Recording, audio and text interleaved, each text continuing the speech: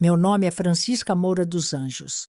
Tenho hoje 79 anos nas costas tortas da vida. E se alguém acha que o tempo apaga certas lembranças, está muito enganado. Tem coisa que nem o vento mais bravo consegue levar, coisa que fica enfiada na alma da gente feito farpa velha, latejando todo santo dia. Eu nasci em Riachão do Jacuípe, lá no fundão da Bahia, onde até passarinho pensa duas vezes antes de fazer ninho, onde a poeira é mais certa que promessa de político, e onde menino cresce, sabendo que sonho não enche barriga, nem apaga a sede. Cresci ouvindo minha irmã mais velha, a Zefinha, falando que casar cedo era o maior prêmio que mulher podia ganhar nessa vida torta, que sorte de verdade era encontrar homem antes dos 20, que depois disso a gente virava resto de feira, encostada no canto, olhando a vida passar sem ninguém querer carregar para casa. Ela falava isso ajeitando o cabelo duro na escova emprestada da vizinha, sonhando alto, sonhando bobo, e eu besta ficava olhando, acreditando, achando bonito, achando que era assim mesmo que a vida devia ser, achando que véu e grinalda eram passagem garantida para o paraíso. O tal do homem apareceu rápido, num cavalo que parecia mais cansado que ele, roupa limpinha demais para quem mora no pó, um sorriso cheio de dente e pouco de verdade. Dizia ter umas terras lá para os lados do Rio do Peixe, e minha mãe, que já contava as moedas até para comprar farinha, quase caiu de joelhos de tanto agradecer. Nem perguntaram para Zefinha se era isso mesmo que ela queria. Querer era coisa de rico. No nosso pedaço a gente aceitava o que vinha, agradecia e ainda sorria, porque senão o povo falava que a gente era metida, que se achava melhor que os outros. O casamento foi coisa de 3 suspiros e 2 pedaços de bolo seco, vestido emprestado, padre apressado e as vizinhas tudo rindo, amarelo para disfarçar a inveja.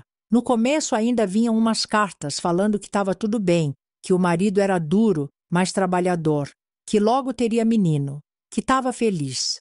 Depois as cartas pararam, e com elas parou também o sorriso da minha mãe. Mas ninguém falava disso. A dor, quando é de mulher, o povo varre para debaixo do batente e manda rezar. Enquanto isso, eu ia crescendo, esticando feito vara de bambu. Com 14 anos, já era mais mulher que muita noiva, que eu via indo para a missa de véu na cabeça e sapato furado no pé. Foi então que o tal do seu Abílio começou a aparecer mais na nossa casa, amigo da família. Diziam, homem de respeito, viúvo, dono de meia dúzia de cabeça de gado magro e um pedaço de chão que a seca já estava comendo pelas beiradas. Minha mãe começou a me arrumar, passar a mão no cabelo duro, ajeitar a barra do vestido rasgado, me mandava ajudar o seu Abílio a carregar água, limpar terreiro, sorrir educado, sorrir de boca fechada. Eu achava bonito, besta que era. Achava que estava crescendo, que estava sendo escolhida, que talvez minha sorte estava chegando, porque foi isso que me ensinaram, que ser escolhida era o máximo que uma mulher podia querer. Um dia, sem aviso, sem consulta, minha mãe soltou a sentença. Você vai se casar com o seu Abílio. Falou isso enquanto mexia o angu no fogo, como quem fala que vai chover ou que o frango escapuliu do quintal. Não perguntou se eu queria, não perguntou se eu gostava, porque gostar era luxo, querer era luxo. Luxo era para filha de coronel, não para gente que contava os caroços de feijão para dar de comer para os irmãos. O casamento foi meia dúzia de palavra engolida e um bolo duro que nem cachorro quis. Meu vestido era um trapo branco que coçava até a alma. A aliança tão fina de tanto ser usada por outras mãos que nem brilho tinha mais. Subi na carroça do seu Abílio, olhando para trás, vendo minha casinha de barro sumir na estrada poeirenta, e se naquele momento alguém me perguntasse o que eu estava sentindo, eu não ia saber responder, porque nem tristeza cabia direito dentro de mim. A casa dele era um pedaço de inferno sem cerca, 2 peças caindo aos pedaços, cheiro de mofo agarrado nas paredes, chão batido que afundava na época da chuva e rachava no tempo da seca. Na primeira noite, deitada numa cama dura que gemia mais que a minha alma, eu entendi que carinho era coisa que a gente via nas novelas da venda. coisa inventada para enganar gente besta. Seu Abílio era de falar pouco e apertar forte, de segurar o braço até deixar marca roxa, de mandar calar com o olhar, de fazer a gente se encolher sem nem precisar levantar a mão. Nunca bateu na cara, não precisava.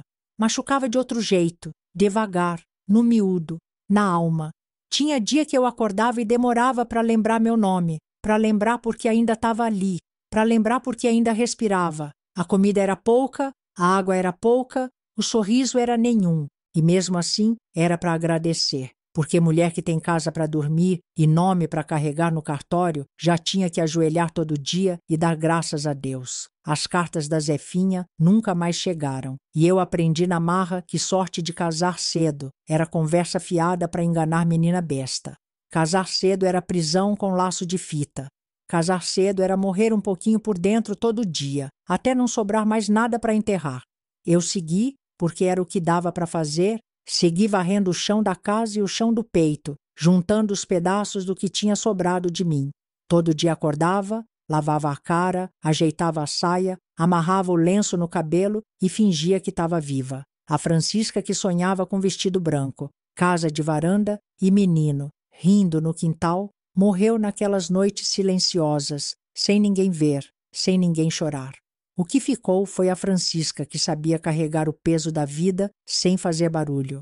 E foi assim que começou minha vida de casada, sem festa, sem flores, sem promessa. Só o vento seco batendo na porta torta e eu do outro lado tentando lembrar que um dia, nem sei como, eu ainda fui menina.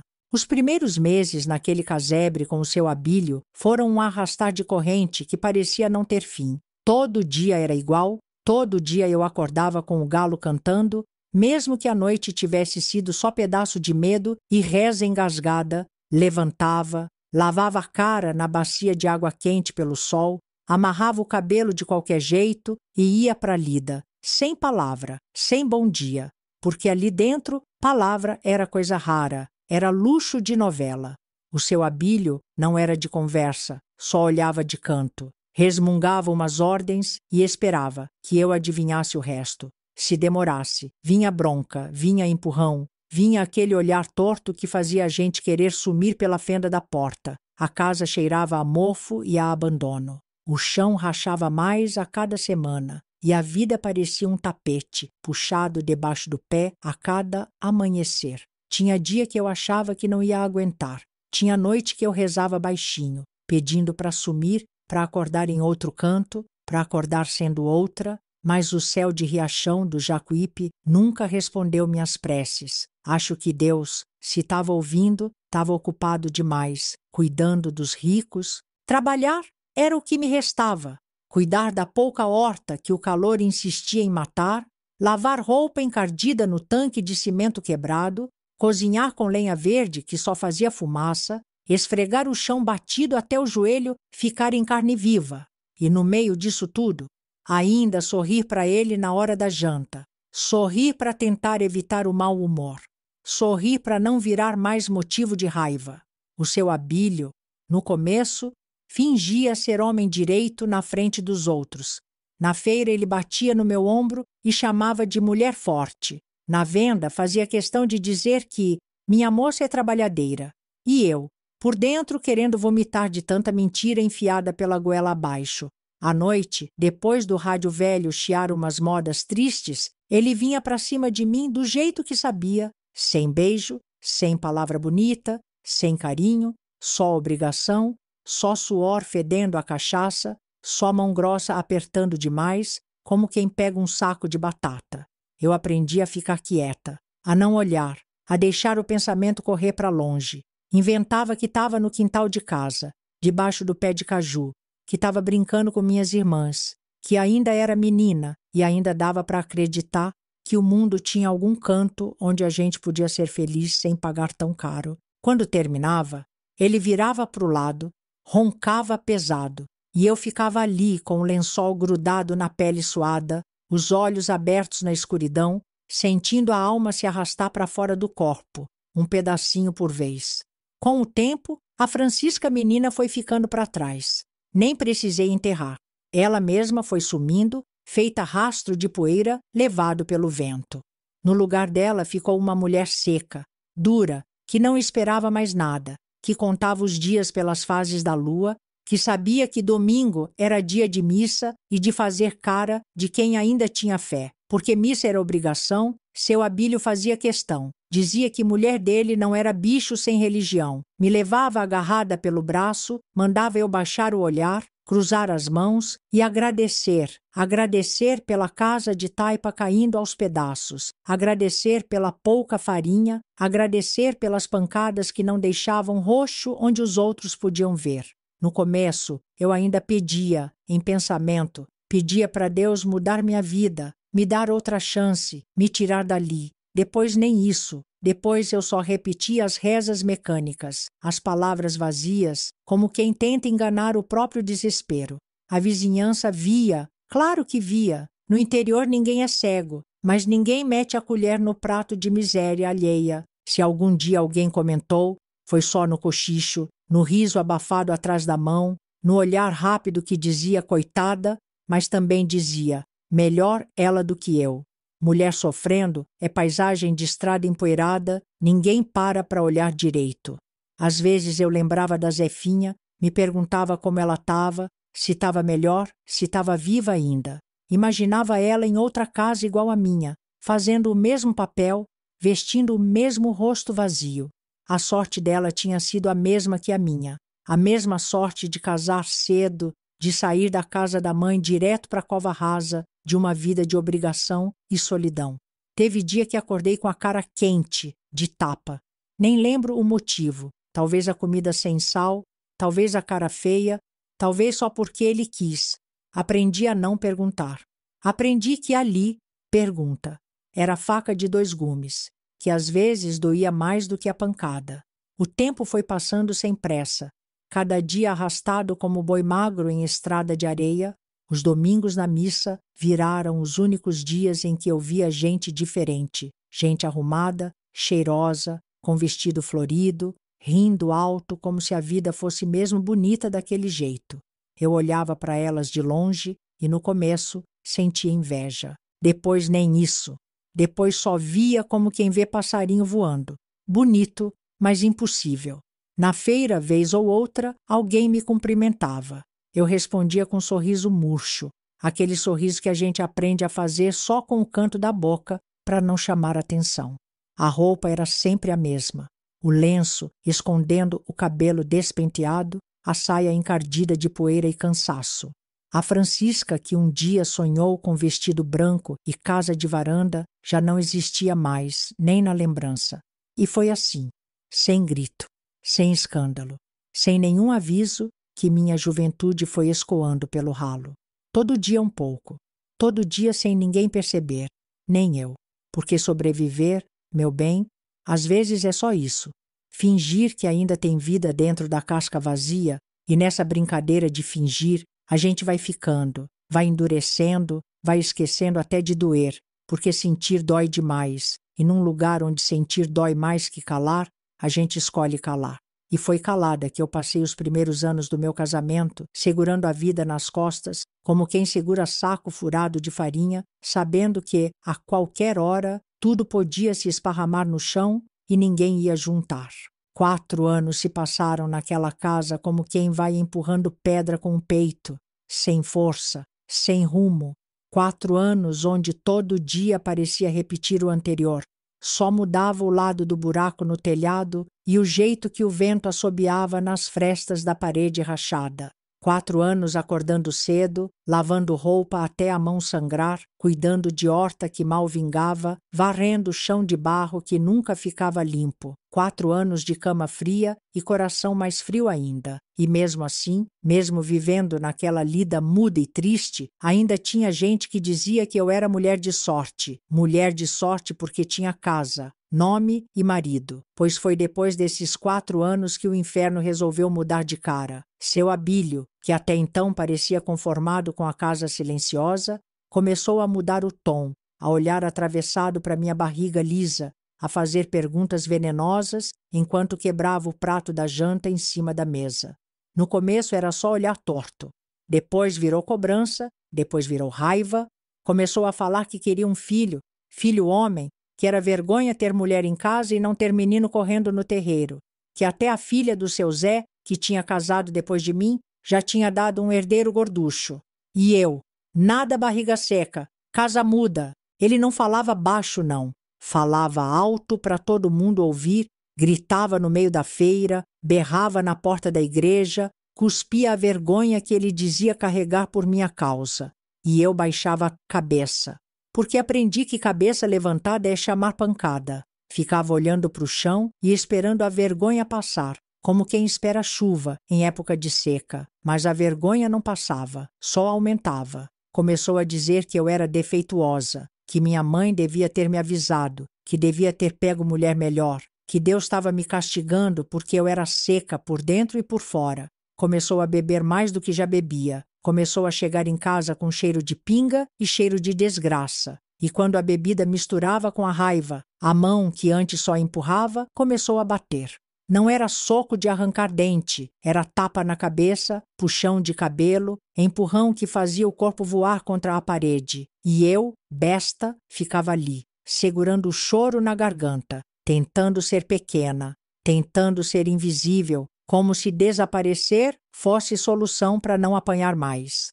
A vizinha nova, a tal da Mariana, aquela que casou com o rapaz da venda, já estava com o segundo filho nos braços. Passava pela frente da minha casa toda vez, balançando o menino no colo, barriga crescendo de novo, um sorriso besta de quem acha que venceu na vida.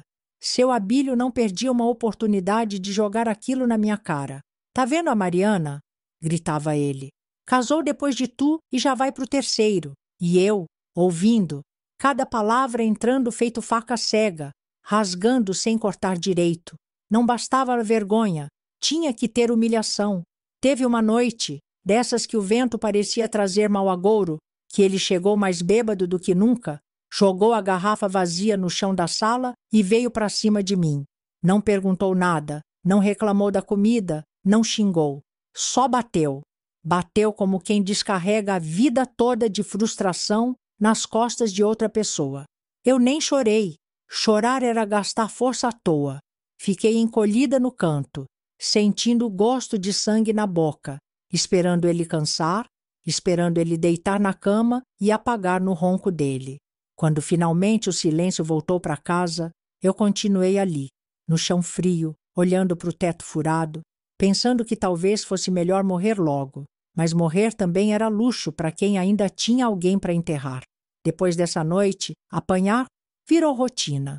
Não importava se a comida estava boa, se a roupa estava lavada, se o quintal estava limpo, apanhava porque era seca, porque era burra, porque era inútil, porque não tinha dado filho. Apanhava porque ele queria e podia. E porque ninguém ia me defender. Minha mãe nunca soube. Ou soube e fingiu que não sabia. Vai saber. No interior, mulher que reclama de marido é mulher falada. Mulher que pede para apanhar mais. Então eu calei. Como calei desde o começo. Como calei a vida inteira.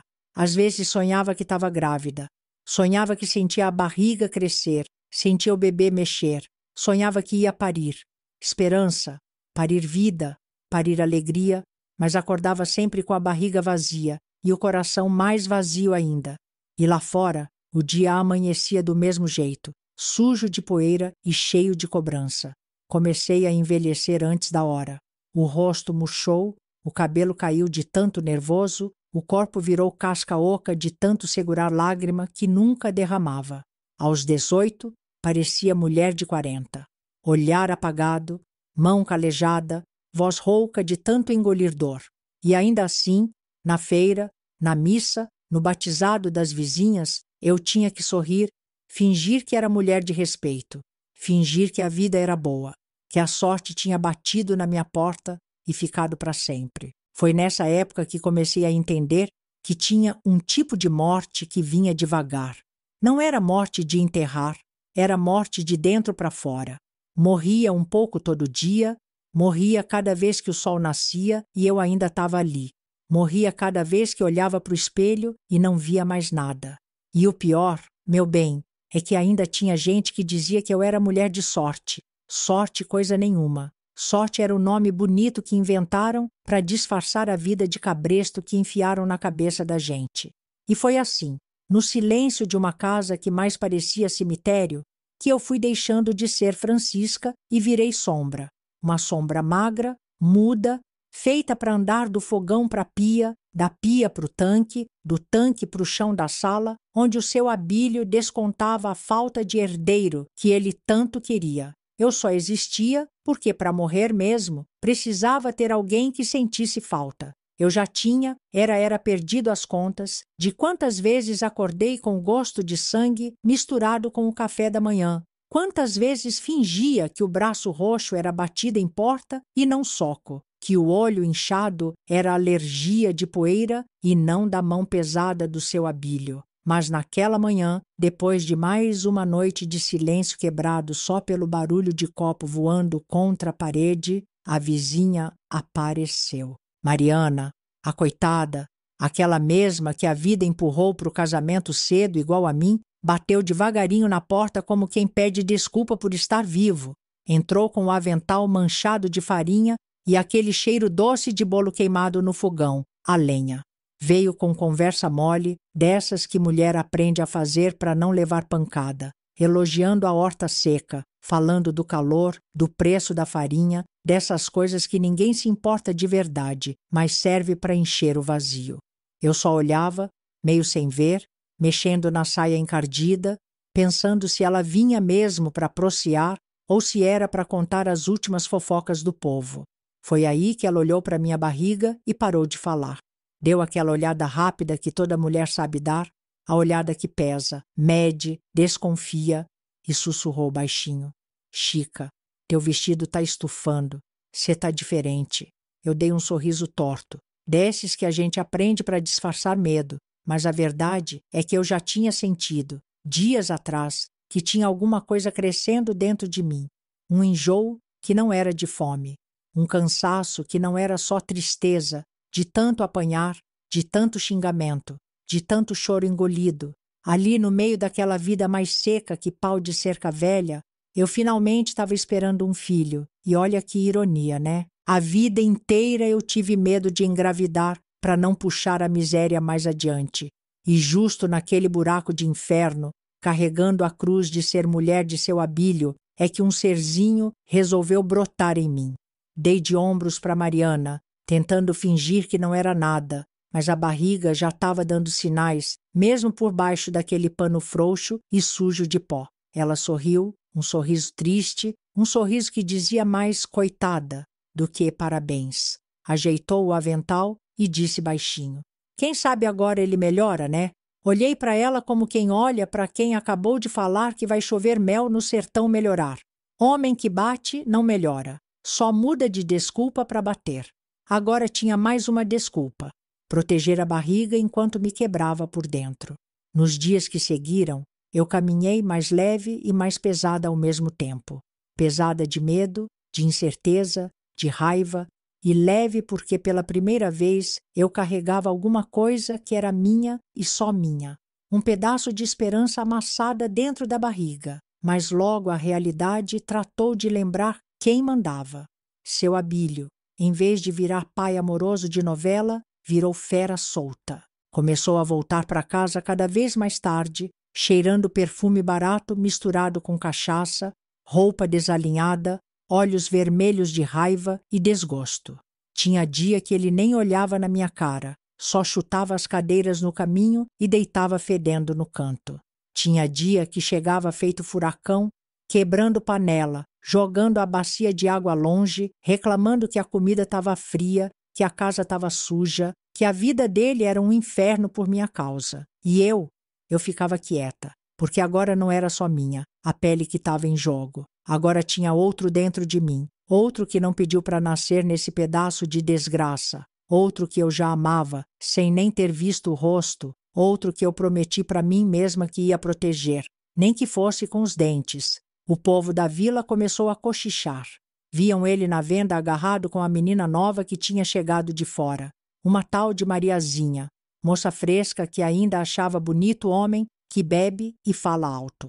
Viam ele montado no cavalo batido, rodando as casas, sumindo na estrada de areia enquanto eu ficava na varanda, esperando a noite cair e o medo subir. Teve uma noite que ele chegou chutando o portão, gritando palavrão, dizendo que tinha direito de fazer o que quisesse porque era homem, porque tinha sangue quente, porque mulher que presta dá herdeiro, sem precisar apanhar para aprender. Jogou a mesa contra a parede, espatifou prato, caneco, até a cadeira do canto ele quebrou. A mesma cadeira onde eu sentava para sonhar escondido, de vez em quando. Eu, com a barriga já começando a pesar de verdade, me encolhi no canto, braços em volta do ventre, protegendo o único pedaço de vida que valia alguma coisa naquele buraco. Ele avançou com o olhar vazio, o olhar de quem já se perdeu de si mesmo, e agora quer arrastar todo mundo junto para o buraco. Mas parou no meio do caminho. Parou, olhou para minha barriga e rosnou. Se nascer menina, não vai ser bom para você. E saiu, batendo a porta, deixando a casa tremendo e eu também. Depois daquela noite, entendi de vez que o que estava crescendo dentro de mim não ia nascer num lar, não ia ganhar abraço, não ia ter berço enfeitado com laço de fita, ia nascer na base da gritaria, do medo, da tristeza, ia nascer num pedaço de chão duro, onde até a esperança tinha medo de brotar. E eu, mesmo sangrando por dentro, mesmo sabendo que cada passo era risco, comecei a planejar, porque mãe de verdade, quando não tem mais onde cair morta, aprende a cair em pé, nem que seja de raiva, nem que seja de dor. E foi ali, sentada no meio dos cacos de prato quebrado, com a barriga apontando para frente e a vida desmoronando pelas beiradas, que eu prometi para mim mesma que aquele menino, se Deus me desse força, não ia crescer, achando que pancada é jeito de amar. Nem que eu tivesse que andar o mundo inteiro com ele no colo, nem que tivesse que virar bicho para defender. A sorte, meu bem, nunca bateu na minha porta, mas dessa vez eu ia arrombar a porta do destino, nem que fosse na unha. O tempo foi passando, e seu Abílio, cada vez mais dono da rua do que da casa, saía de noite fedendo a cachaça, voltava fedendo a culpa, isso quando voltava mesmo, porque tinha dia que nem dava as caras. E eu, com aquela barriga já pesando feito saco de mandioca, ficava largada na cadeira da varanda, olhando para o escuro, perguntando para o nada onde foi que a vida me perdeu. A barriga crescia, o medo também, e o desespero de saber que aquele menino ia nascer em terra arrasada, sem festa, sem bexiga pendurada no teto, só com o vento quente e o cheiro de mato queimado como testemunha. Naquela noite, porque claro que tinha que ser de noite, eu senti a barriga endurecer de um jeito diferente, um aperto que vinha lá do fundo da espinha e subia feito cobra pelo corpo. Dei uma risada amarga, dessas que a gente dá quando percebe que não tem para onde correr, porque o destino já amarrou a gente no poste e jogou a chave fora.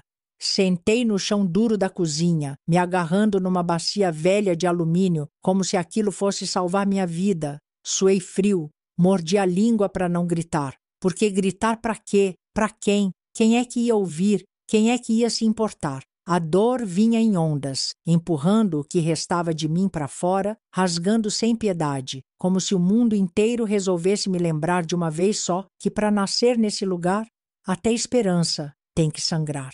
Horas se arrastaram, talvez minutos, talvez dias, ali sozinha, gemendo baixinho para não incomodar as paredes, segurando nas ripas podres da cadeira que ele quebrou na última crise de macho ofendido. E foi ali, no chão sujo de farinha velha, que meu menino nasceu. Um fiapinho de gente, quente, chorando rouco como quem já sabia que o mundo ia ser bruto, que a vida ia ser faca sem cabo nem ponta. Peguei ele no colo, tremendo mais do que vara verde em temporal, olhei aquele rostinho amassado, aquela boquinha aberta, e juro por Deus que naquele momento senti um fiozinho de vida voltando a correr no meu peito morto. Ele era meu, só meu, minha luzinha no fim do túnel rachado da existência, minha redenção, minha vingança contra todo tapa, todo grito, todo escarro. Abracei ele com força, sentindo a pele quente dele contra a minha, como quem segura a última esperança do mundo inteiro nas mãos. Fiquei ali um tempo que nem sei contar, porque relógio era coisa de rico, olhando para ele, embalando no colo, cantando baixinho uma música que nem lembrava que sabia, até que ouvi o barulho do portão batendo. Era ele, seu Abílio, voltando da rua, fedendo a álcool, perfume barato e mais algum tipo de podridão que não dava para nomear. Entrou meio torto, coçando a cabeça, cambaleando, olhou para mim sentada no chão com o menino no colo e deu um sorriso torto, aquele sorriso de quem acha que está no controle de alguma coisa. Pariu é? Falou como quem pergunta se a galinha botou o ovo. Eu nem respondi, só levantei a cabeça devagar, mostrando o que eu tinha nas mãos, mostrando que, apesar dele, a vida ainda tinha conseguido vencer ali dentro. Ele chegou perto, se ajoelhou desajeitado, os olhos vermelhos brilhando, não sei se de cachaça ou de surpresa. Deixa eu ver, disse, e pegou o menino das minhas mãos com a delicadeza de quem pega saco de batata. Olhou, virou o menino para um lado e para o outro, como se estivesse conferindo gado novo, e soltou a sentença. Ainda bem que é homem. Se fosse mulher, nem valia o esforço. Deu uma risadinha de canto de boca. Me devolveu o menino sem muito cuidado e completou. Vai ajudar na roça. Vai ser minha mão direita. Tu deu sorte, mulher. Vê se não estraga esse agora. Deu uma batida na minha cabeça com a mão pesada, daquele jeito que finge carinho, mas que arde mais do que tapa. Não teve beijo, não teve parabéns, não teve abraço, teve inspeção, teve ordem, teve cobrança. Porque para ele, filho, não era bênção, era ferramenta. E eu era só o meio. Só o vaso, só a máquina. Não deu nem 24 horas. No dia seguinte, com a barriga ainda dolorida, com o corpo ainda sangrando, com o peito rachado de tanto tentar dar de mamar sem saber como, ele já estava na porta da cozinha, batendo a colher de pau na mesa rachada e gritando: mulher boa não fica deitada em cama de molengo, não. Pariu? Parabéns. Agora levanta e vai fazer comida, que eu casei com mulher. Não com poste. Olhei para ele sem nem piscar, com o menino choramingando nos meus braços, com o corpo pedindo arrego, e pensei que se eu tivesse força, se tivesse um fiozinho de coragem sobrando, jogava aquela panela de feijão fervendo na cara dele. Mas não joguei, apenas levantei. Levantei devagar, sentindo a dor rasgar minhas entranhas, sentindo o leite vazar do peito, sentindo o mundo girar. Fui até o fogão. Acendi a lenha, pus água para esquentar, porque ali, naquela casa caída, não tinha espaço para a mulher sofrer direito. Sofrer tinha que ser escondido, de pé, mexendo panela e sorrindo torto para não apanhar mais. Ele comeu com a boca cheia, falando de política, da seca, do preço do boi gordo, como se nada tivesse acontecido, como se eu não tivesse trazido uma vida nova ao mundo sozinha, com dor, com medo, com Deus e com o diabo assistindo. Falava que o menino ia ser forte, ia ser cabra macho, ia pegar no cabo da enxada antes de saber contar até 10. E eu, ouvindo, mordendo por dentro, sabendo que aquele filho era minha esperança, mas também minha responsabilidade, porque se dependesse dele, o menino ia crescer, achando que é homem, bate, humilha e depois manda sorrir. Terminei de lavar a louça com os olhos ardendo, o corpo latejando, o menino enrolado num pano velho amarrado no peito. E ali, debaixo daquele telhado furado, prometi de novo para mim mesma que meu filho não ia ser mais um para engrossar a fileira de homem bruto, que ele ia aprender que homem de verdade protege, cuida, respeita, nem que para isso eu tivesse que virar o inferno em pessoa. Depois que o menino nasceu, seu Abílio parece que criou mais raiva da vida do que já tinha. Se antes ele berrava comigo porque a comida estava fria, agora berrava porque o menino chorava, porque respirava, porque existia. Homem que não sabe amar nem a si mesmo, não ia saber ter dó de filho, disso eu já sabia. Mas ver ele levantando a mão para o menino me dava um ódio tão grande que eu não sabia se chorava ou se mordia a língua até sangrar. Foi numa dessas noites que ele chegou fedendo a cachaça e o suor azedo da rua, tropeçando nas próprias pernas, que o menino acordou chorando, choro de fome, choro de calor, choro de ser só um bebê num mundo de gente ruim. E seu Abílio levantou da cadeira num pulo, tropeçou no tapete e veio bufando para cima de nós, gritando que ia calar o moleque na marra, que se dependesse dele. O menino aprendia. Era no tapa que nesse mundo quem chora demais vira frouxo. Mas ali, meu bem, ali eu não pensei duas vezes não. Botei o menino no colo, fechei o corpo na frente dele como quem fecha a porteira para touro brabo. E disse, com a voz que nem eu sabia que tinha: encosta nele para ver se tu não leva o que não quer enfiado até o cabo, seu infeliz. Ele parou, meio tonto, olhou para mim como quem vê assombração. Talvez tenha até visto mesmo, porque naquela hora eu não era mulher não, era bicho. Bicho que defende a cria com dente, com unha, com o que tiver. Ele resmungou, cuspiu no chão e saiu batendo porta. Foi dormir com o rabo entre as pernas, e eu fiquei ali, sentada na beirada da cama dura, abraçada no meu menino, tremendo que nem vara verde, mas inteira, inteira para proteger ele de novo se precisasse. Foi passando assim, dia atrás de dia, noite atrás de noite, o menino crescendo e eu crescendo junto, criando espinho, criando coragem, criando tudo que a vida até então tinha arrancado de mim na unha. Seu Abílio saía de casa de noite, voltava tarde, fedia a cachaça barata e a perfume de mulher que se vende por menos do que vale. Às vezes nem olhava para nossa cara.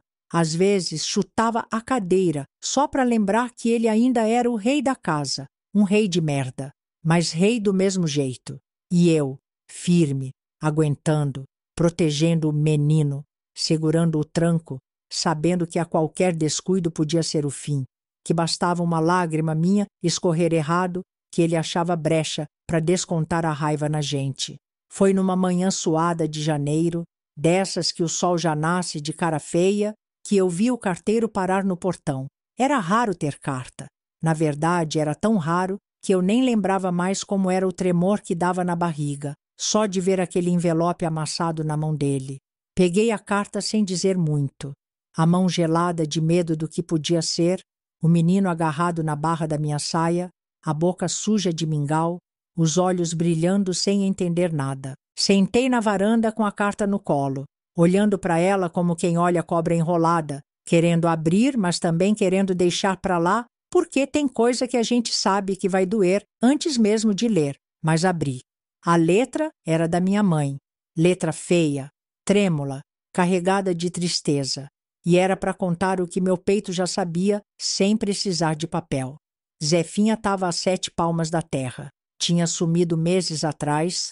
Marido disse que ela tinha ido embora, que tinha fugido, que mulher que não presta faz isso mesmo, e o povo acreditou porque acreditar em mentira é mais fácil do que encarar a verdade. Só que agora acharam ela, jogado como quem joga bicho morto, enterrado de qualquer jeito, e o marido, sumido também, igual cachorro que sente cheiro de laço. Minha mãe dizia na carta que sabia de tudo, sabia das marcas no rosto da Zefinha, sabia dos gritos abafados, dos olhos baixos, das desculpas esfarrapadas. Sabia e nunca fez nada, porque tinha medo, porque achava que era normal, que casamento era isso, que apanhar era parte do pacote. Escrevia que carregava essa culpa como cruz e que escrevia para mim para dizer para eu me salvar enquanto dava tempo, para não fazer como ela, para não virar notícia de jornal velho. Li a carta 1, 2, 3 vezes, até decorar cada palavra, até sentir o gosto amargo dela na boca, até não aguentar mais olhar para aquele papel sujo de poeira e dor.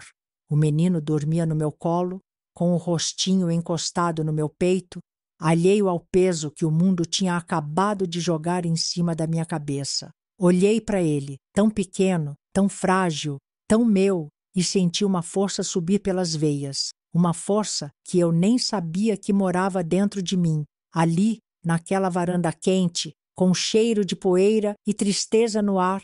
Eu decidi que não ia morrer debaixo da mão de homem nenhum, que não ia deixar meu menino crescer achando que amor é grito e tapa, que não ia repetir a história da minha irmã, nem a da minha mãe, nem a de todas as mulheres que antes de mim engoliram choro para não fazer feio na frente dos outros. E olha, eu não sabia como, não sabia quando, mas sabia que ia, nem que fosse na unha, nem que fosse rastejando, nem que fosse com o menino amarrado nas costas. Mas ia. Porque de tristeza eu já estava cheia até o pescoço, não cabia mais nenhuma gota. E quando a tristeza vaza pelos olhos, meu bem, é porque a coragem está querendo nascer. Foi ali que eu jurei para mim mesma que o que a vida me tirou até agora, eu ia roubar de volta, nem que fosse na marra. Não pense você que um dia eu simplesmente acordei, arrumei o cabelo e disse: hoje eu vou embora. Isso aí é coisa de filme, de novela ruim. Na vida da gente, para sair do buraco é cada passo mais pesado que o outro. Cada moeda guardada e escondida é como se fosse arrancada do dente. Eu comecei a juntar um dinheirinho, como quem guarda migalha para não morrer de fome. Juntava a moeda que sobrava da feira, guardava debaixo do colchão, costurada na barra da saia velha, onde seu Abílio, o rei da ignorância, não ia meter o nariz. Era pouco, muito pouco, nem dava para fazer graça, mas era o que dava para sonhar. E sonhar, naquele tempo, já era luxo que eu roubava no escondido. O menino já tinha um ano de choro abafado, de passos miúdos pela casa, um ano de aprender a andar sem fazer barulho para não acordar o bicho, dormindo no quarto ao lado. E eu sabia que era agora ou nunca. Sabia que se deixasse mais um pouco, o medo ia me engolir inteira. Naquela noite, Deus ajudou sem fazer muito esforço, talvez até cansado de ver tanta desgraça junta, mandou seu Abílio para a rua cedo, mais animado que de costume, mais bêbado também. Saiu prometendo que ia beber só uma, que ia jogar conversa fora, que era coisa de homem, como se homem de verdade precisasse sair todo dia para afogar a vida em pinga barata. Fiquei na cozinha, arrumando a marmita do menino, os panos, o dinheiro suado enrolado numa fralda velha, cada coisa feita com o coração batendo na boca, escutando cada barulho da rua, cada latido de cachorro, como se fosse anúncio do fim do mundo.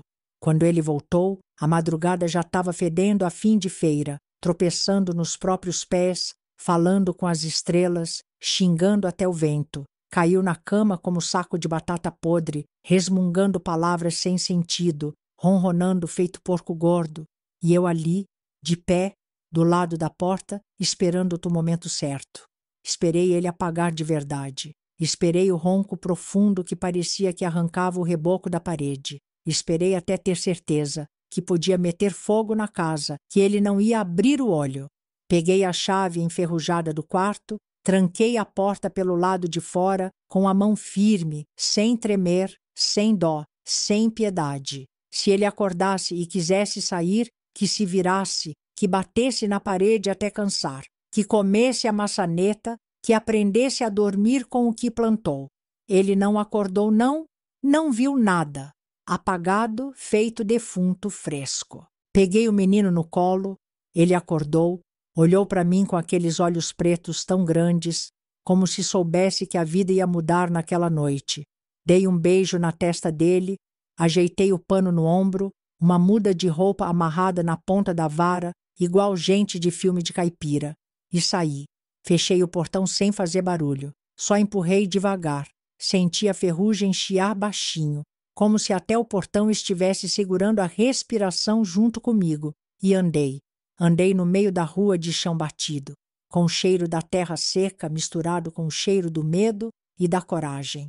Andei com a luz da lua lavando a estrada, o coração batendo tão alto que parecia tambor de festa. Andei sem olhar para trás, porque quem olha para trás tropeça, e eu não podia tropeçar, não podia cair, não podia perder o menino no colo, nem o pouco de esperança que ainda cabia dentro de mim. Cheguei na beira da estrada, aquele pedaço de chão onde só passava caminhão carregado e ônibus com cheiro de suor velho. Fiquei ali esperando, rezando, praguejando, prometendo tudo e mais um pouco para qualquer santo que resolvesse olhar para minha cara naquela hora.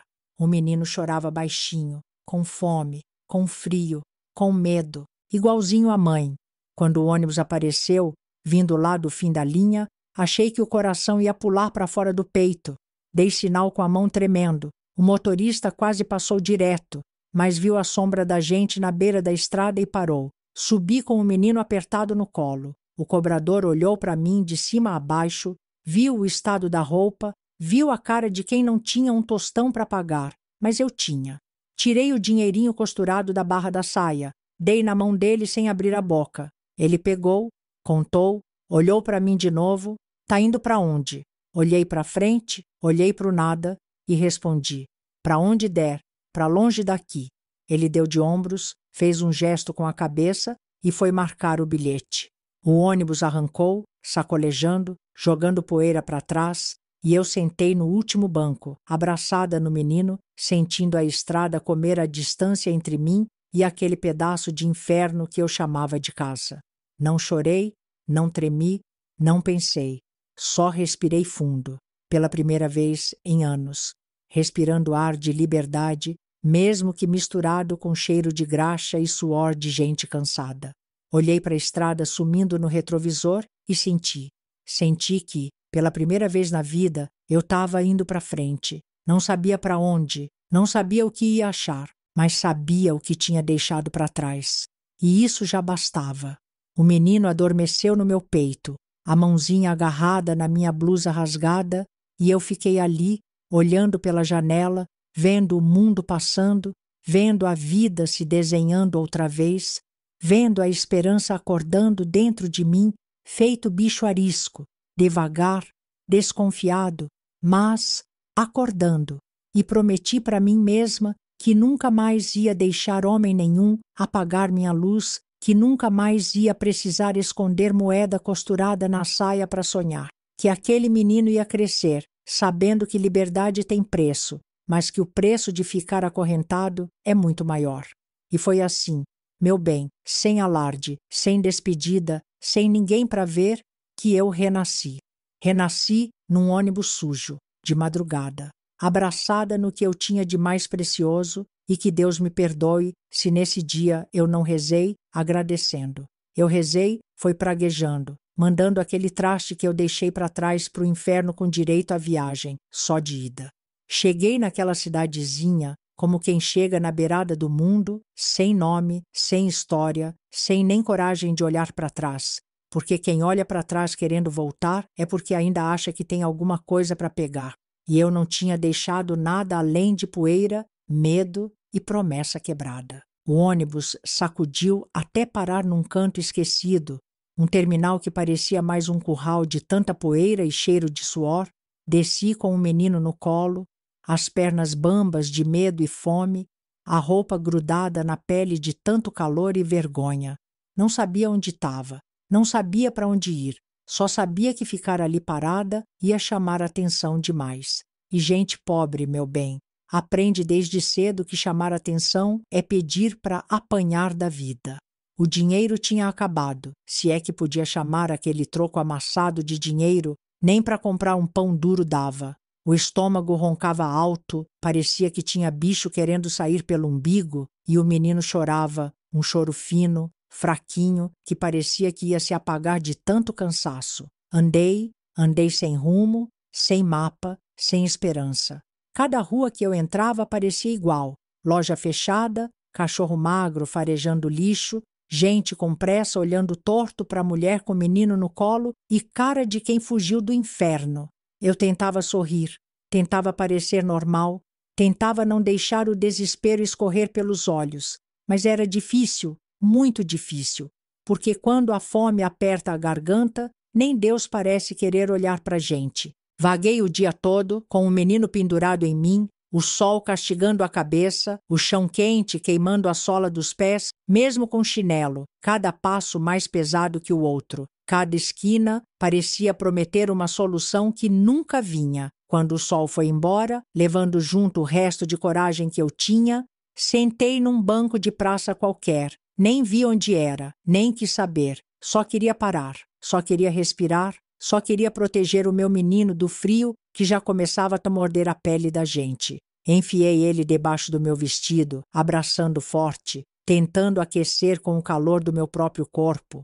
A barriga roncando, a cabeça latejando, o corpo pedindo arrego, mas eu ali, firme, porque mãe que é mãe, vira casca de árvore quando o vento vem forte. A praça ficou vazia, só a luz amarelada dos postes iluminando o cenário triste que ninguém queria ver, até que senti uma sombra chegando, passos leves, voz de mulher velha, uma voz que não julgava, que não berrava, que não mandava, uma voz que só perguntou: minha filha, você precisa de ajuda? Levantei o rosto devagar, desconfiada, porque quem apanha da vida aprende a desconfiar até da sombra. Era uma senhora de vestido comprido, cabelo preso num coque frouxo, com um chale colorido nos ombros, parecia saída de outro tempo, de outro mundo, onde ainda existia gentileza. Olhou para mim, olhou para o menino encolhido no meu colo, olhou para as minhas mãos tremendo e não perguntou mais nada, só disse: tá frio demais para ficar com um bebê nesse sereno. Vem comigo, e eu fui.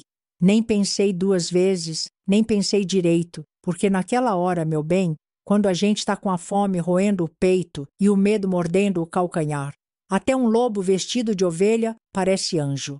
Segui ela pelas ruas vazias, o menino dormindo no meu peito, o corpo já quase desmaiando de cansaço, os pés arrastando no chão como se cada passo fosse o último.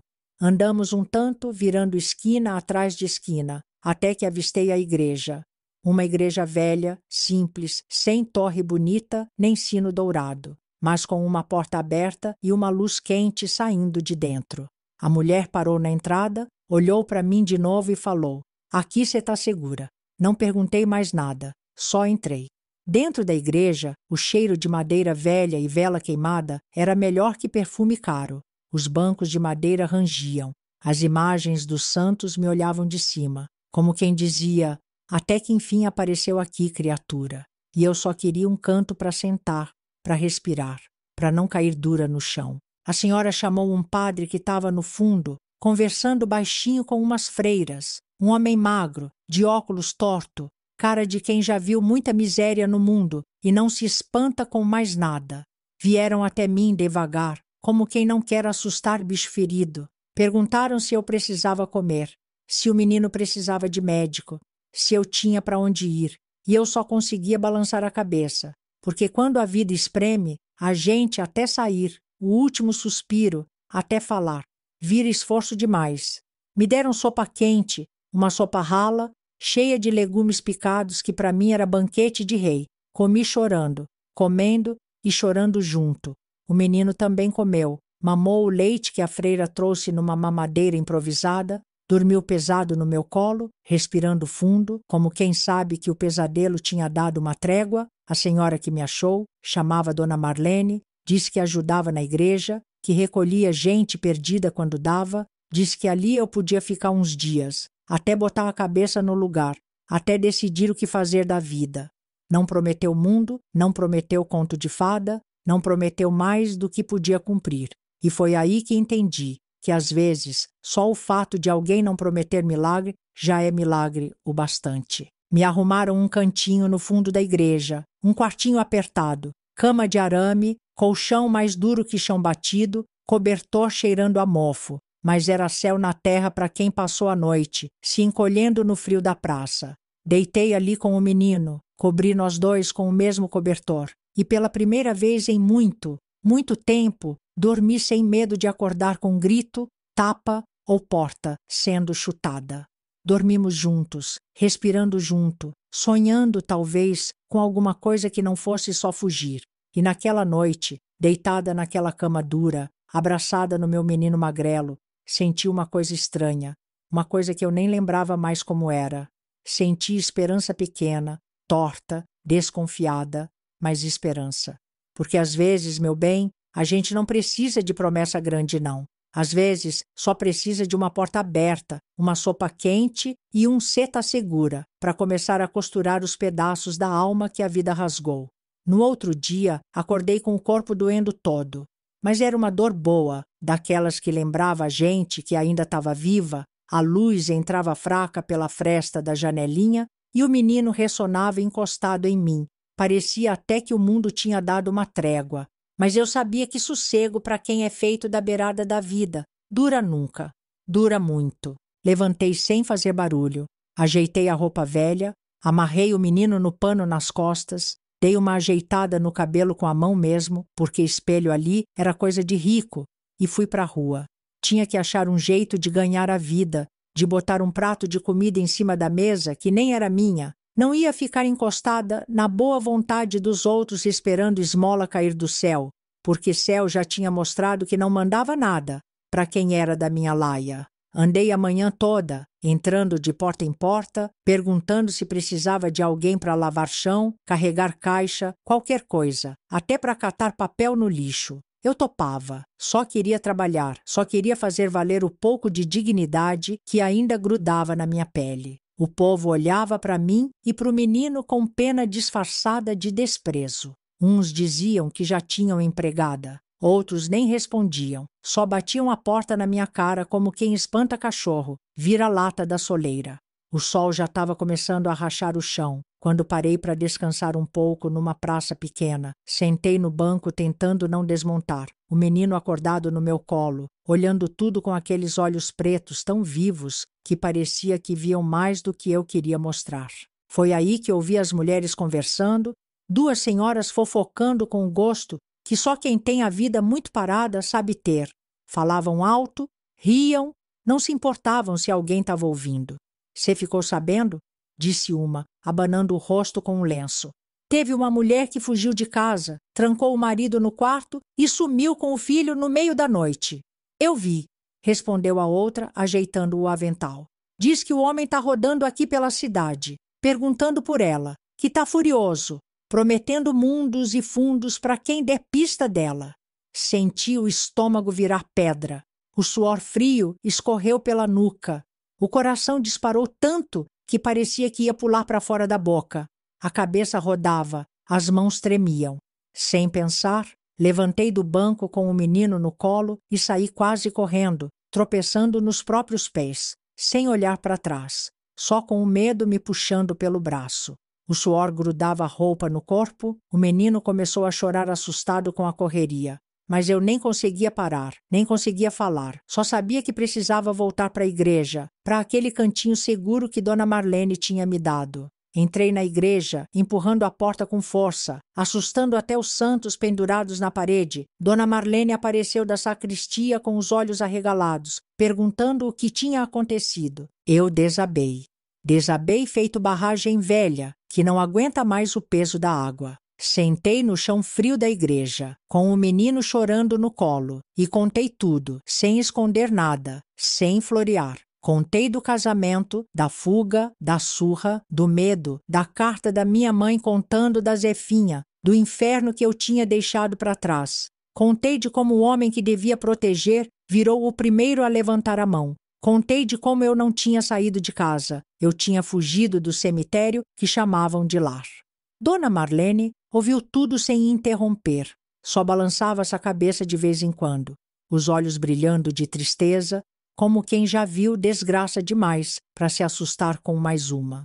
Quando terminei, ela se agachou, colocou a mão encardida de vida dura no meu ombro e falou: "Aqui ele não vai te achar, minha filha, não enquanto eu tiver um fio de força nesse corpo velho."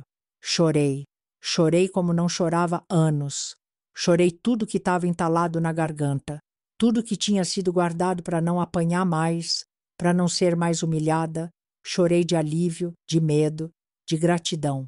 Dona Marlene e o padre combinaram que eu ia ficar ali na igreja, ajudando no que precisasse, escondida à vista de todo mundo. Comecei a trabalhar com as crianças órfãs, cuidava dos pequenos, trocava fralda, dava banho, contava história, ensinava a rezar, fazia o que aparecesse, desde varrer o chão até vender pastel na quermesse para arrecadar dinheiro. Virava dia e noite para agradecer a proteção que tinham me dado, para tentar pagar de alguma forma a nova chance que a vida, capenga e tudo, tinha me dado. O menino crescia junto comigo, correndo pelos corredores da igreja, aprendendo a falar olhando para os santos, aprendendo a andar entre bancos de madeira e velas acesas. Era magrinho, mas forte. Era calado, mas os olhos brilhavam de inteligência. Todo mundo gostava dele, até o padre, que era mais seco que estopa, dava um sorriso torto quando o menino passava correndo descalço pelo altar. Eu sabia que não podia ficar ali para sempre, sabia que um dia ia ter que enfrentar o mundo de novo, que igreja não é lugar de criar filho até virar adulto. Mas naquele momento era o que a gente tinha. E era mais do que eu sonhava em ter no dia que fugi. Passei meses ali dentro, aprendendo a confiar, reaprendendo a viver e pela primeira vez sentia que estava construindo alguma coisa que prestava. Nem que fosse uma vida simples, sem luxo, mas uma vida onde ninguém gritava comigo, ninguém levantava a mão para bater, ninguém me mandava calar. Dona Marlene dizia que a vida da gente é igual cerâmica rachada. A gente vai colando os pedaços como dá, vai tapando os buracos com esperança e fé, vai disfarçando as rachaduras com um sorriso e, no fim, até com os pedaços quebrados, a gente ainda é capaz de segurar um pouco de luz, e era isso que eu estava tentando fazer. Juntar os pedaços, segurar a luz, mesmo que a luz fosse pequena e tremesse com o primeiro sopro de vento, ainda era luz. A vida da gente, meu bem, quando nasce torta, não adianta rezar, não adianta prometer vela para santo, que a miséria vem mesmo assim, sem convite e sem piedade. E eu devia saber que sossego para quem é feito de ferro velho é ilusão que dura pouco. Aqueles meses na igreja foram os primeiros 100 anos que eu conseguia dormir com os 2 olhos fechados, que eu conseguia sonhar em paz. Mas a vida, a vida, essa danada não deixa pobre sossegar muito tempo. Foi numa tarde abafada, daquelas que o vento até desiste de soprar, que o inferno veio bater na porta da igreja, e veio na forma dele, seu Abílio. Dona Marlene foi quem viu primeiro, estava na calçada varrendo folha seca, quando olhou para a rua e viu aquele pedaço de passado ruim vindo a passos largos, o chapéu enterrado na cabeça, o olho de quem não veio pedir bênção não, veio para fazer estrago. Ela largou a vassoura e entrou correndo, a saia levantando poeira, gritando baixinho para o padre que estava limpando os bancos. É ele o padre, homem de Deus, mas não besta. Mandou as crianças para dentro e me empurrou para trás do altar, me escondendo feito galinha espantada, o coração disparado dentro do peito, o menino agarrado na minha saia, sem entender a ventania. Seu Abílio entrou na igreja sem nem fazer o sinal da cruz, o rosto vermelho, o suor escorrendo pela testa, os punhos fechados, como quem já estava pronto para acertar o primeiro que atravessasse o caminho. Eu sei que ela está aqui, berrava, cuspindo as palavras no chão de madeira. Aqui só tem gente de Deus, meu senhor, respondeu o padre com a calma de quem já viu até o diabo tentando rezar missa. De Deus é o inferno, rosnou o infeliz. Essa igreja está escondendo minha mulher e meu filho. Aí a coisa desandou. O povo da vizinhança, que já estava de olho pela janela, começou a chegar. Homens magros de camisa aberta no peito, mulher de braço cruzado, criança com o dedo no nariz, todo mundo querendo ver o circo pegar fogo. O padre pediu ajuda. 2, 3 homens se meteram no meio. Seu Abílio gritou, empurrou, xingou até a mãe do padre, ameaçou derrubar santo de altar, tentou correr para dentro da igreja, mas foi agarrado no braço e jogado para fora feito saco de lixo. Fiquei atrás do altar, com o menino no colo, as pernas tremendo feito bambu no vendaval, sentindo o cheiro do suor dele, do ódio dele, como se o passado inteiro tivesse voltado para me puxar de volta para o buraco.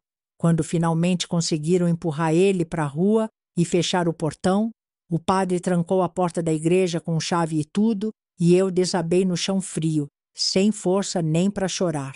Dona Marlene veio até mim, ajoelhou do meu lado, passou a mão encardida de sabão de coco no meu cabelo suado e disse com a voz firme: "Aqui tu não pode mais ficar, minha filha." Não precisava dizer, eu sabia. Sabia que uma vez o rastro feito, o lobo nunca para de farejar. Sabia que se ele soube que eu estava ali, uma hora ou outra ele ia voltar, ia dar um jeito, e que da próxima vez talvez não tivesse homem suficiente para me proteger.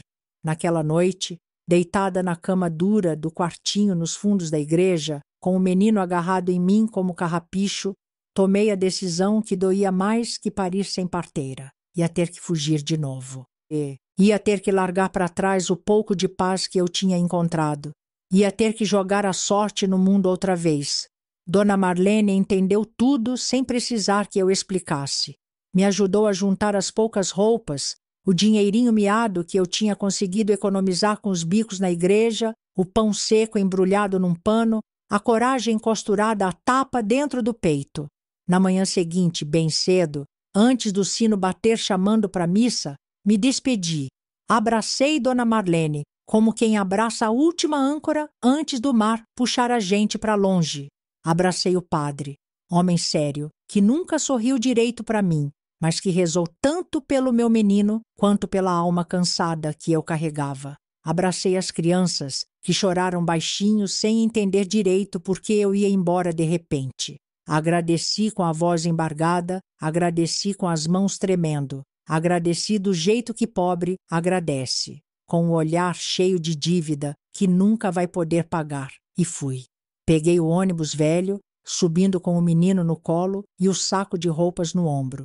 Sentei no fundo, olhando a cidade pequena sumindo no retrovisor sujo, sentindo a esperança e o medo brigando dentro de mim como dois gatos raivosos. Não sabia para onde ia, só sabia que tinha que ser longe. Longe o suficiente para seu abílio nunca mais sentir meu cheiro. Longe o suficiente para começar de novo, pela terceira vez, carregando só o que cabia nos braços e a fé miúda de que ainda podia dar certo. A estrada parecia interminável. O menino dormia no meu colo, o cabelo preto grudado na testa, as mãozinhas fechadas como quem sonha com luta, e eu olhava pela janela, vendo a poeira subir, os morros se afastando, os sonhos antigos ficando cada vez mais longe. Horas e horas de estrada depois, vi as luzes de uma cidade grande aparecendo no horizonte. Uma cidade de verdade, com prédio alto, barulho de buzina, gente que anda sem olhar para quem está do lado. Gente que não pergunta, que não quer saber de onde você veio, nem por que carrega um menino no colo e uma tristeza no olhar. Era isso que eu queria, ser mais uma na multidão, ser só mais um rosto sem nome. Porque às vezes, ser invisível é o jeito mais seguro de estar vivo. Desci do ônibus com o menino no colo e o mundo inteiro nas costas. Olhei em volta, respirei fundo, o cheiro azedo de asfalto quente e esperança vencida, e segui andando, sem mapa, sem plano, sem promessa, só com a certeza amarga de quem já tinha apanhado demais para ter medo de recomeçar.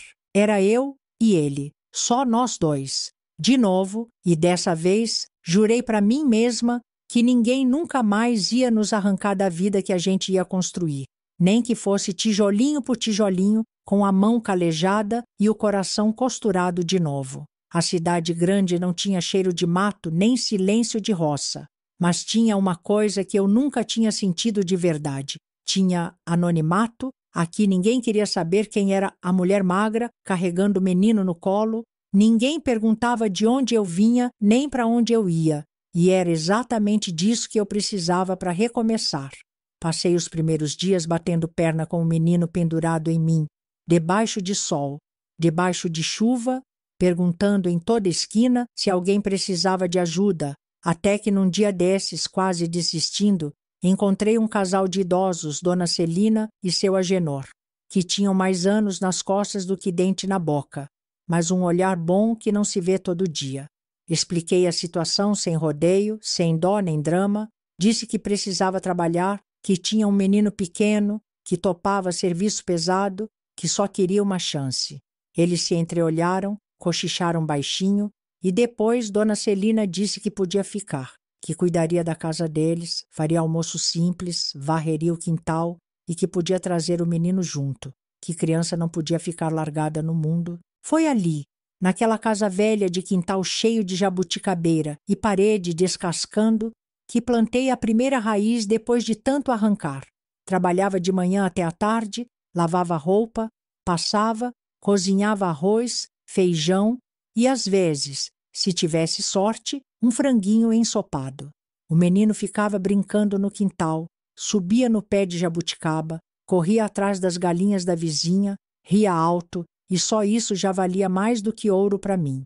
À noite, depois que ele dormia com a cara enfiada no travesseiro improvisado, eu puxava os cadernos escondidos debaixo da cama e estudava.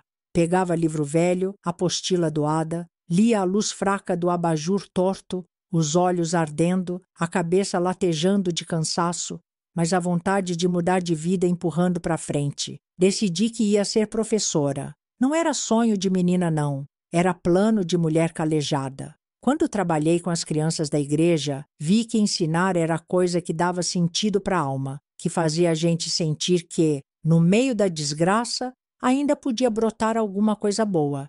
E também, sendo professora, eu podia garantir que o menino tivesse estudo, tivesse futuro, não precisasse nunca abaixar a cabeça para ninguém. As cartas de Dona Marlene chegavam de vez em quando, escritas com aquela letra torta dela, trazendo um pedaço de casa sem precisar voltar para trás. Me contava das crianças da igreja, das quermesses, dos problemas da vizinhança, e numa dessas cartas veio a notícia que me fez perder o chão de novo. Seu Abílio tinha voltado na igreja. Chegou quebrando banco, chutando porta, berrando feito bicho ferido, dizendo que sabia que eu estava ali, escondida. Quase quebrou a igreja inteira. Só não me encontrou porque Deus, ou algum santo que ainda lembrava de mim, botou a mão na minha cabeça e me tirou a tempo. Dona Marlene escrevia que agradecia todo dia por eu ter ido embora, porque se eu tivesse ficado, talvez tivesse acabado, do mesmo jeito que a Zefinha, enterrada sem ninguém para acender vela. Quando li aquilo, o corpo todo gelou, a raiva, o medo, o nojo, tudo misturado numa bola amarga que não dava nem para cuspir.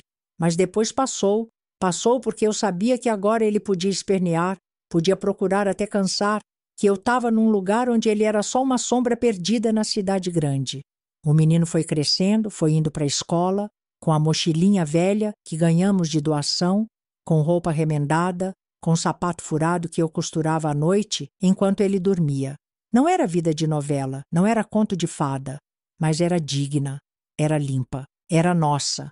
Mas criança, mesmo sendo anjo, também carrega o peso do mundo nas costas. E não demorou muito para ele começar a chegar em casa com o olho vermelho, a camisa rasgada, a cara de quem carregava vergonha que nem sabia explicar. Apanhava dos outros meninos, porque não tinha pai, porque a roupa era velha, porque a vida não perdoa, nem quem ainda nem aprendeu a amarrar o sapato direito. No começo doía ver. Dava vontade de ir na escola e virar a mesa da diretora, arrancar as orelhas dos moleques na unha, mas não podia. Não podia ensinar ele a responder. Pancada com pancada. Tinha que ensinar coisa melhor. Sentava com ele na beirada da cama, passava a mão no cabelo bagunçado, olhava bem no fundo daqueles olhos pretos tão parecidos com os meus e dizia: Filho, cê vai crescer ouvindo muita besteira desse povo. Mas você tem que aprender a levantar a cabeça. Ninguém nesse mundo é melhor que você, só porque tem sapato novo, ou pai na sala de visita. Quem é forte de verdade é quem aguenta. Quem sabe que vale mais que os olhos dos outros conseguem ver. Ele me olhava sério, apertava os lábios, engolia o choro e no dia seguinte ia para a escola de novo, com a cabeça erguida e o peito pequeno, mas valente. E eu, de noite, ajoelhava no cantinho do quarto, sem ninguém ver, e pedia para Deus dar força para aquele menino. Força para ser melhor que o mundo, força para carregar o nome dele com orgulho, porque era isso que eu podia dar para ele. Força, coragem, e o exemplo de quem nunca, nunca mais ia aceitar ser pisada. A vida passou sem pedir licença, sem dar tempo de respirar. Um dia eu estava fugindo com um menino magrelo no colo, no outro estava vendo ele se formar de beca preta, piscando para mim no meio da plateia, como quem dizia: nós vencemos, mãe, nós vencemos. E venci mesmo, com a cara arranhada, com o coração remendado.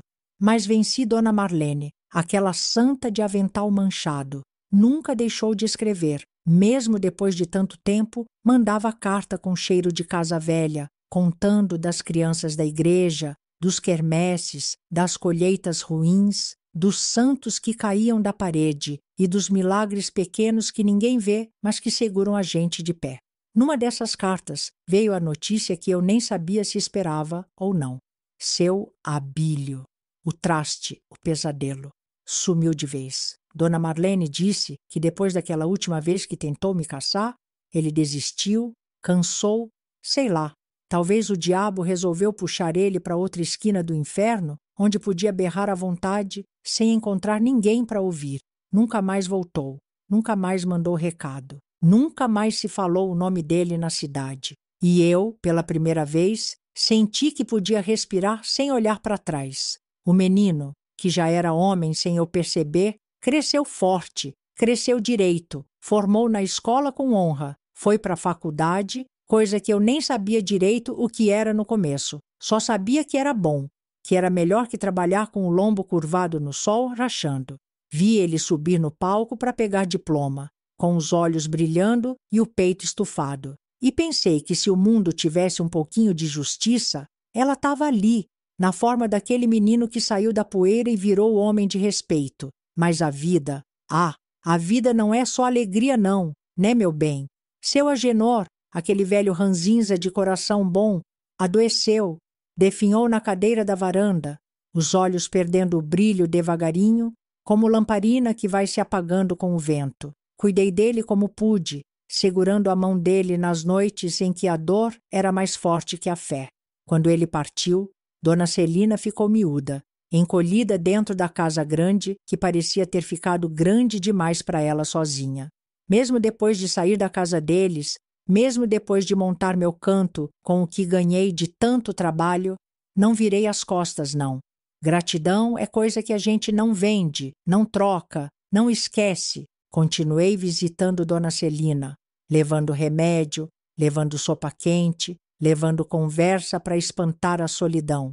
Fui filha para ela quando os filhos de sangue esqueceram e chorei de verdade quando ela também se foi, deixando a casa vazia e o quintal cheio de jabuticabeira carregada, como se a vida insistisse em florescer, mesmo depois da tristeza.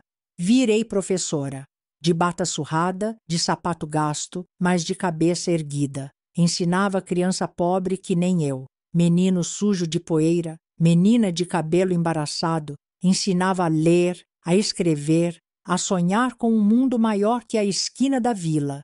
E toda vez que entrava na sala de aula, lembrava das noites em que estudava à luz fraca do abajur, com o menino dormindo ao lado e sorria sozinha. Porque ali, naquele quadro preto, naquela fila de caderno rasgado, estava o milagre que a vida me permitiu fazer. Nunca mais falei com minha mãe, nunca mais escrevi, nunca mais procurei, nunca mais quis saber. Não é que eu não perdoasse por completo, é que tem coisa que não dá para costurar, tem costura que a linha não segura. Não consegui perdoar o abandono, a covardia, a omissão com a Zefinha, minha irmã que virou número na estatística de mulher morta e esquecida. Carreguei a lembrança dela dentro do peito, feito medalha e ferida ao mesmo tempo. E jurei para o meu filho que ele nunca seria esse tipo de homem. Ensinei ele a respeitar mulher, a proteger e não machucar. Ensinei que levantar a mão é sinal de covardia, não de força. E hoje, vendo ele homem feito, casado com uma moça boa, olhos firmes e coração limpo, sei que cumpri a promessa que fiz para mim mesma quando larguei tudo naquela madrugada sem estrela. Não casei de novo nem quis. A liberdade que custou sangue, lágrima e ossos quebrados é tesouro que não divido, nem por promessa de amor eterno. Fiz minha vida simples, minha casa pequena, minhas plantas na janela, meus livros empilhados na sala, minhas lembranças presas em moldura de madeira barata. E a paz. Ah, a paz. Essa sim eu plantei, reguei, podrei, protegi com a vida. Hoje, com o cabelo branco feito algodão e a pele marcada de sol e luta, sento na varanda com os olhos cansados, mas o coração sereno. Vejo meu filho chegar de vez em quando, trazendo a nora sorridente e os netos correndo no quintal, enchendo a casa de vida, de bagunça boa, de riso solto. Eles me abraçam forte, me chamam de vó com a boca cheia, me enchem de desenhos tortos e beijinho babado. E eu sorrio. Sorrio com a alma, porque no fim das contas, meu bem, não era o vestido de noiva que ia me salvar, nem a casa de varanda florida, nem o marido de voz mansa. Era essa paz aqui, essa paz dura, essa paz suada, essa paz que a vida não deu de graça, que eu arranquei dela na unha. E se hoje alguém me perguntar se eu sou feliz, eu digo: não sou feliz de novela, não sou feliz de propaganda de margarina, sou feliz de verdade, daquela felicidade que vem depois da guerra, depois da perda, depois da queda. Sou feliz porque sobrevivi, porque ensinei, porque plantei coisa boa, onde só tinha terra queimada. Sou feliz porque, apesar de tudo, ainda sei sorrir.